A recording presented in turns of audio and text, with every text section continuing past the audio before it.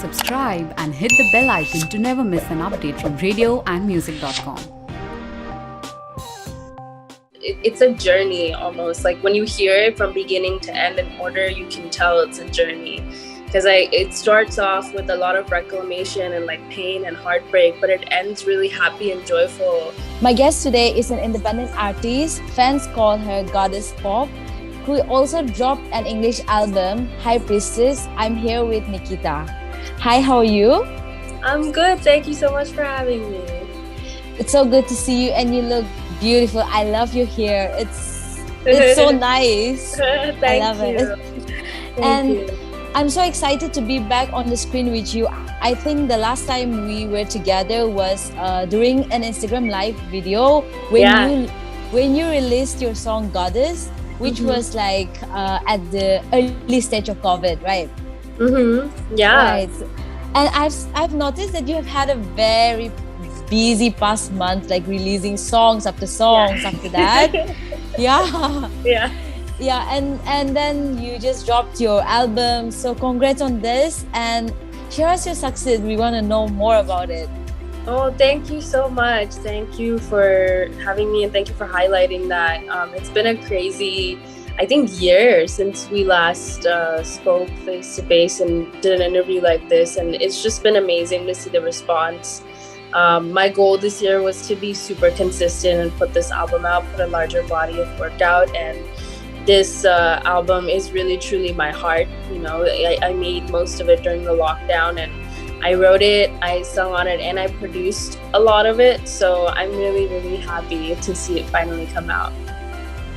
Right, that's amazing. And in your are your songs in the album, like, are those songs where people can listen to, like when you're feeling low and then start feeling greater, especially for women? Are those songs the type?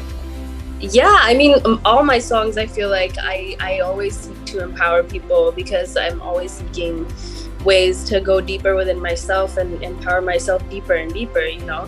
So that's always the goal. But High Priestess it's a journey almost. Like when you hear it from beginning to end in order, you can tell it's a journey. Because it starts off with a lot of reclamation and like pain and heartbreak, but it ends really happy and joyful and uplifting and just dancey and high energy. And you know, it's the journey that I kind of went on the last couple years, where I felt like I was like losing my joy, and I had so much to adjust to and to come to terms with as a person.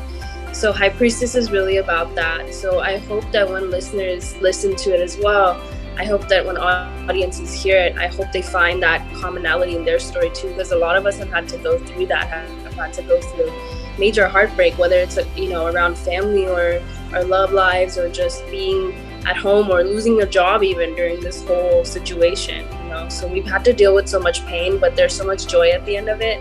So I hope that listeners really get that out of this album. That's amazing. And you mentioned that the album was like produced at your own house by yourself. So I love it. Tell us more about it.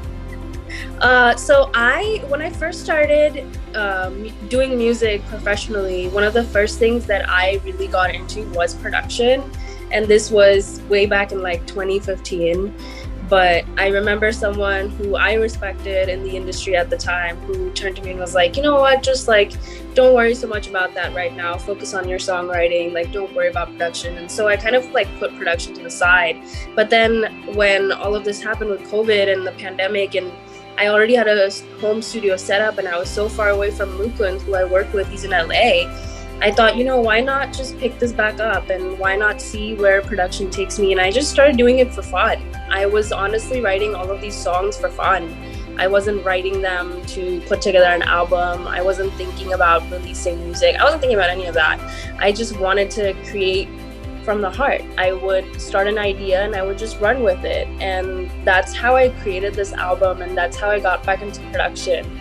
I felt like that was the best way to do it, because if I had stuck to, you know, oh, this is what's popular, or this is how other producers do it, or whatever else, I don't think I would have been as authentic to myself, and I don't think I would have found the joy in it. So yeah, I really enjoyed this process.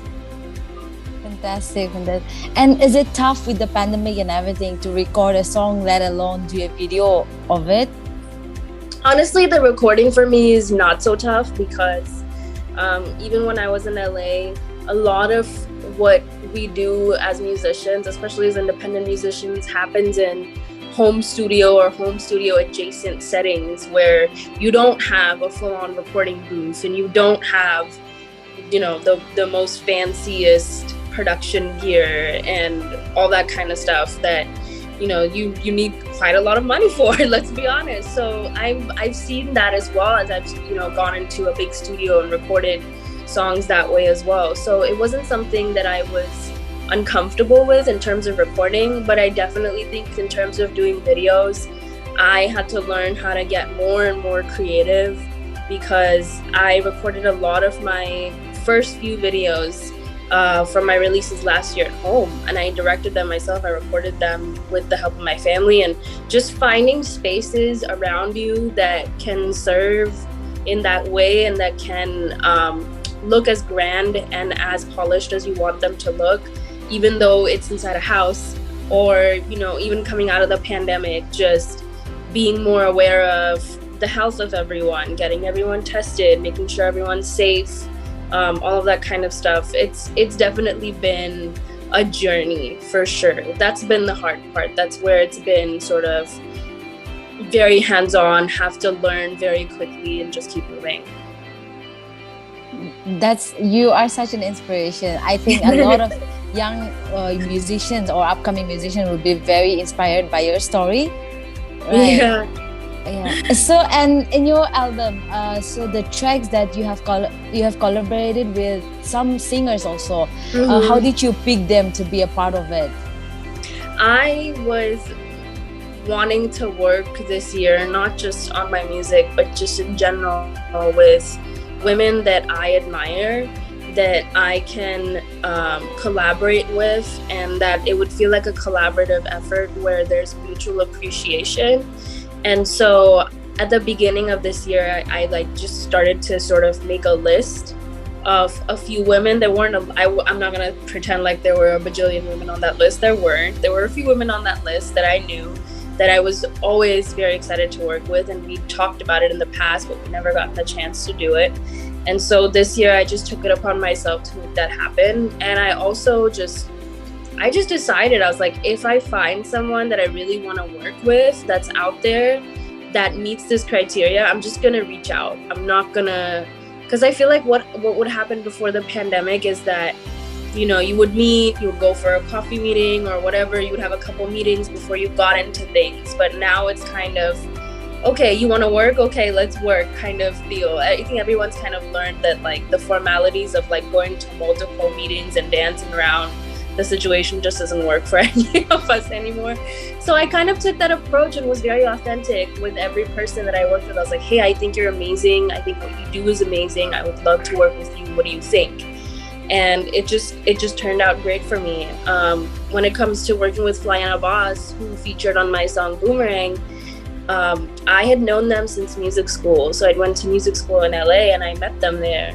And we weren't close friends or anything, but we'd been watching each other's journeys for a very long time, watching each other grow as artists. And we talked about working together multiple times. And so I said, you know what? I reached out and I was like, we've talked about this a lot. Like, let's just make this happen. I have the song. I think you guys would be amazing on it. Do you want to do a verse on it? And they loved it. And we just went ahead and did it. I think we've reached a point collectively as human beings where we've just realized, like, there's no point in waiting, especially under this whole thing with the pandemic. I think people have just realized, like, if you want to go for something, just go for it. And that's really what I did. That's amazing. That's amazing. I love that. So I have a list of your album track list. So I want you to describe them in one word or in a sentence. That's it. Just one word or in a sentence. So Clutch. Sexual reclamation. Okay. Boomerang. Boundaries. Farewell. Heartbreak. DITK. Healing. Queen of Coins. Abundance. Goddess. Power. Impress. Sensuality. City of Angels. Mm, City of Angels, I think, would be Memories. Wolf? Fearlessness. Voodoo Man? Love. Deep love. Bluebeard? Fighting fear. And last, Priestess. High Priestess. Yeah, Joy. High Priestess. Joy. Oh my god, pure you're so joy. smart. I love it. So according to that, like from the beginning, you have always portrayed like powerful messages in your songs and videos. What inspires you to do so?